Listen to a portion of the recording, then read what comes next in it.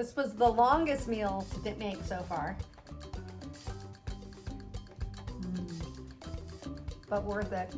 This episode and last episode have two very different islands, half a world away. Welcome to Global Kitchen Challenge. This is challenge number 3, St. Vincent and the Grenadines, where I'm going to cook a meal from this country and see what my family thinks. Is this one good? Yeah. St. Vincent and the Grenadines is in the Caribbean, and I could definitely use a little bit of island time right now. We're supposed to be getting between 3 and 8 inches of snow here in central Indiana. What's going on out there, guys? It's snowing. No. It's snowing. Which is better, snow or tropical island? Snow. You gotta disagree. Caribbean island is definitely a lot better. All right, it's the time of our show where we learn where and what are we eating today. Today we're heading to the islands of St. Vincent and the Grenadines, a Caribbean paradise of 32 islands and keys. You might know it as the backdrop for the first 3 Pirates of the Caribbean movies. And while Captain Jack Sparrow is pure Hollywood, real pirates did hide out in these waters, with hidden coves, vibrant reefs, and maybe a little rum punch to keep things festive. This meal feels like an adventure. Long before Europeans arrived, the Kalinago, or Caribs, called this place Hairuna, meaning land of the blessed. They later joined with escaped African enslaved peoples to form the Garifuna, a resilient Afro-Indigenous community.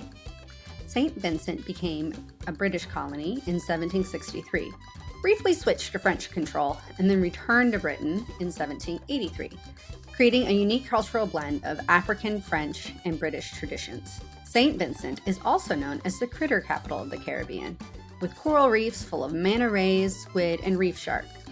With its history, bold flavors, and swashbuckling vibes, St. Vincent and the Grenadines is a real-life treasure.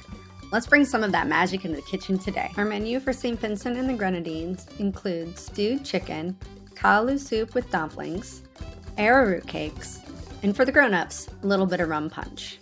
The stewed chicken will first be marinated in a mixture of about 5 parts water to 1 part white vinegar and a bit of lime.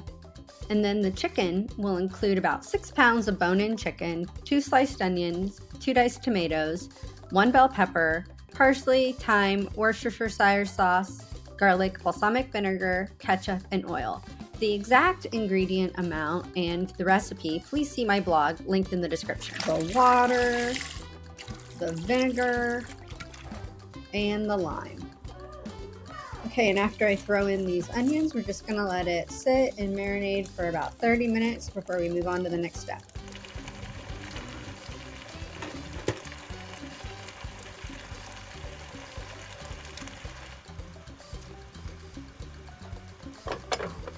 Chicken is looking nice and brown. Tower. All right, I took out the pickled onions and now I'm gonna saute them up in this till that cooks down, and then I'm gonna add the chicken back in along with the rest of the marinade. Mommy?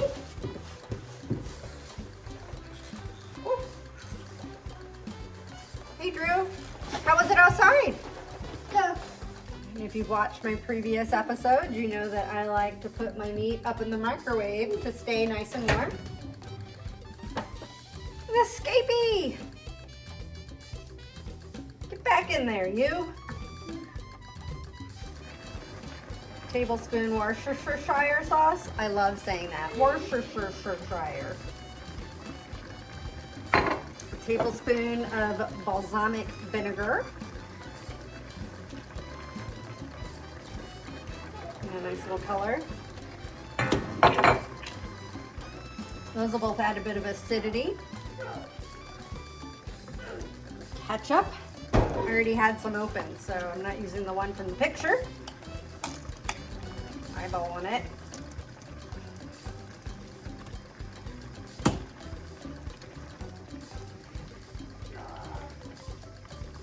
Oh, it smells even better now. I didn't think that was possible.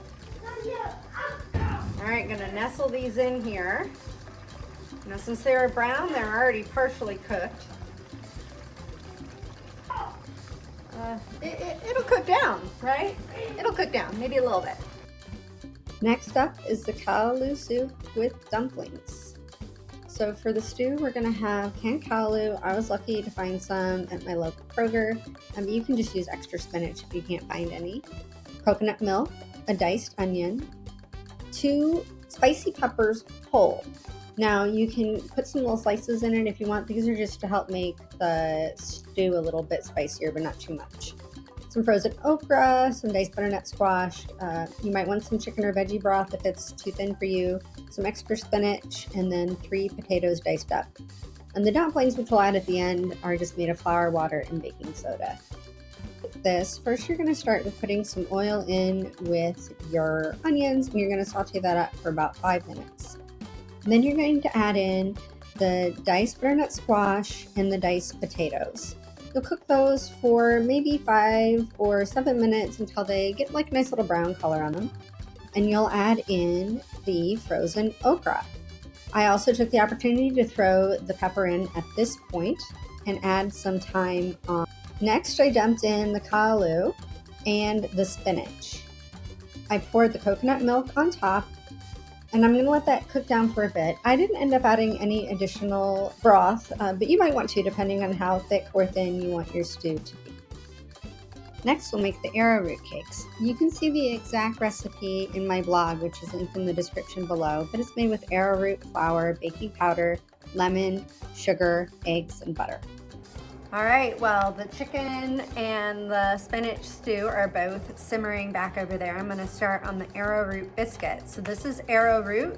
It is used for a lot of different things. It can be used for thickening, for homemade ice creams, but this is the primary starch in these little biscuits we're gonna make. We'll see how they taste. We're gonna cream this together. You dump it in. All right. What is that flour? It's sugar. Flour sugar. The 3 eggs.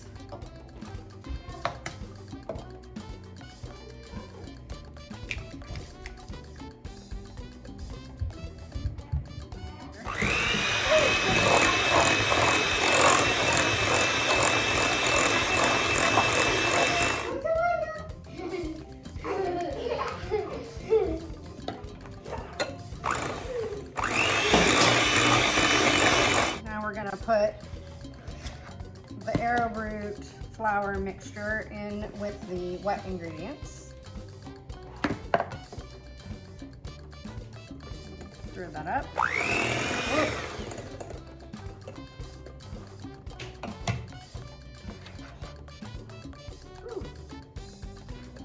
I am not going to use the egg beaters because that's just going to make a explosion.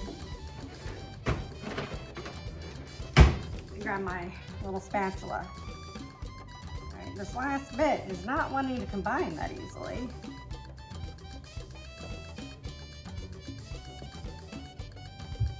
Sometimes you can't be afraid to get a bit messy.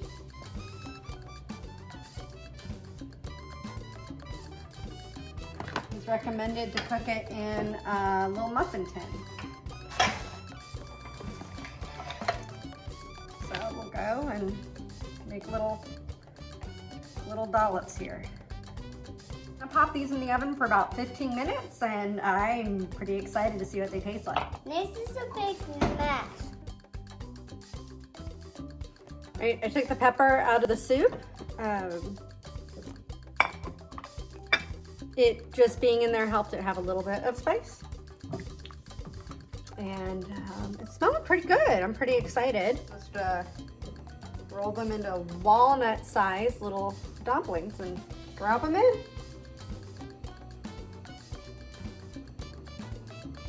And they're just supposed to cook for about 10 minutes. And then we'll be ready to eat. We'll see what the kids think about pirate food from St. Vincent and the Grenadines.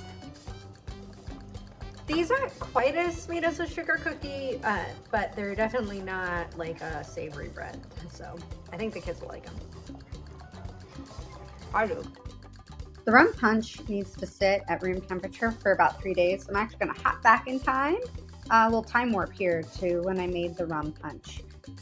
So to make rum punch, you need rum and water. It's about 1/3 of a cup of rum and about 2/3 a cup of water, pineapple juice, orange juice, bitters, and grenadine.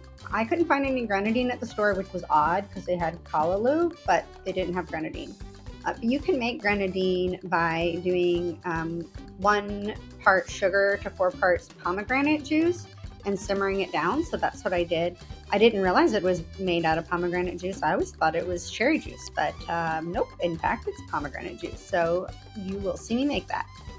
Forgot to say it on the previous slide, but there is about a 1/2 cup of sugar in here, and then 1/3 cup of the rum, and then 2/3 cup of water.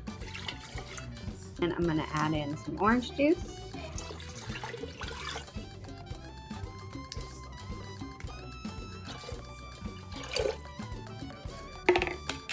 And then some pineapple juice.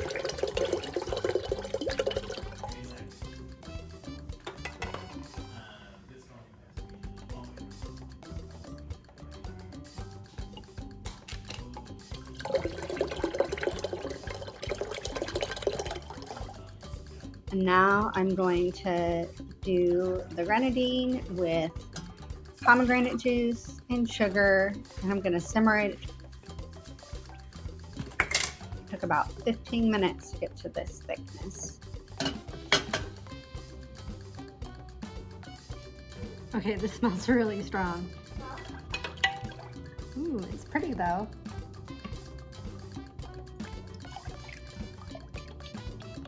I'm just gonna try it though. Make sure it's all right. Some taste, some quality control here. Ooh, yeah, that's it's gonna be fun. Back to current time. While that is finishing, I'm gonna try and see how the rum punch turned out. It was beautiful. Oh, that was probably too much. Pour a little back. It's beautiful. Oh, I should probably put some ice on it. It's good. It's not too strong, or it doesn't taste too strong anyways. Yeah, it's yummy. The dumplings look great. The chicken looks amazing. What do you think, Xander? What's that? Chicken?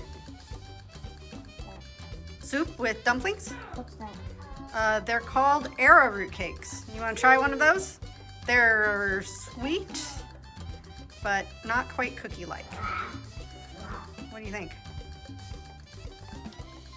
You like it? I'm trying to pick that. Okay. What do you think? You like that? That is this island? Are you looking for This the one island, right here? Topher? Here, let's use our. It's this island right here. Topher, where'd the cakes go? Oh, keep your mouth closed.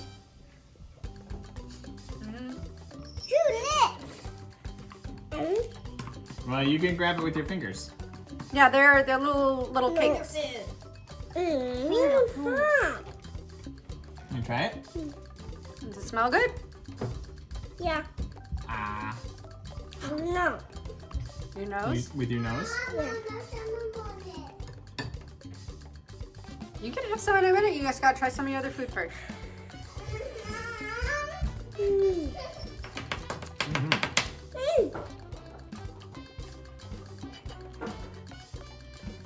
What do you think? You don't know? Big bite. There you go. What do you think? Some? Thumbs up or thumbs down? Thumbs up. You want more? Baby. Ah. Ah. Okay, wait. You gotta wait? Okay. Good idea. The chicken is really good. The chicken's good. What do you think of the dumplings? They're okay. Let me like- grab a dumpling. Yeah. What do you think? They're better than I thought they were going to be when you described them. All right, so which island did you like better? This one or Micronesia? This one. This one? Yeah. What about you, Drew? Really good. The chicken's really, really tender. Dude. All right. Ajita already had a little bit of this. I really liked it. I can taste the coconut, and I like okra in general, so but the dumplings are really good. They're very similar to when I make chicken and dumplings. But yeah, I like it. Yeah. What about you, Xander? What do you need more of? More chicken? More chicken. All right, we're done. Thanks for coming into our home today and watching our video. Subscribe to keep up with where in the world we're eating next. Thanks.